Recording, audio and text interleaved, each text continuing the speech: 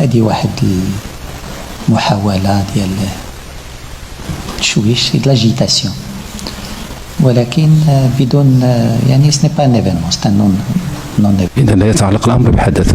الأساسي فيها هو أن يمكن ثلاثة النقط. النقطة الأولى هي أن المغرب والأقاليم الجنوبية ديالو بحال باقي التراب المغربي هي منطقة مفتوحة. المغرب راه استقبل 17 مليون من الزيادة ديال السياح والزيارات والمسؤولين وغيرها. يعني هذه مسألة اللي واضحة بأن المغرب وخاصة الأقاليم الجنوبية منفتحة وكتعرف الزيارات وكتعرف اجتماعات، لقاءات، مؤتمرات وغيرها.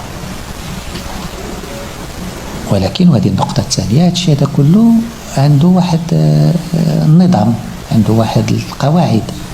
اللي كيجي سائح كيجي سائح، اللي كيجي في زيارة رسمية كيجي في زيارة رسمية، اللي كيجي الاجتماع كيجي الاجتماع، واللي كيجي عنده الفيزابي ديالو، عنده المخاطب ديالو. اللي جا من البرلمان كاين برلمان كينسق معاه، اللي جا لزيارة وزارية كاين قطاعات حكوميه كينسق معها، اللي جا للسياحه كيدير السياحه، كل واحد لاش كيجي. ولكن وهذه النقطه الثالثه، اللي ما احترمش القواعد راه القانون كيطبق عليه. بحال اللي اي واحد ما يمكنلوش يمشي لاي دوله اوروبيه بلا ما يحترم القواعد ديال الدخول لها.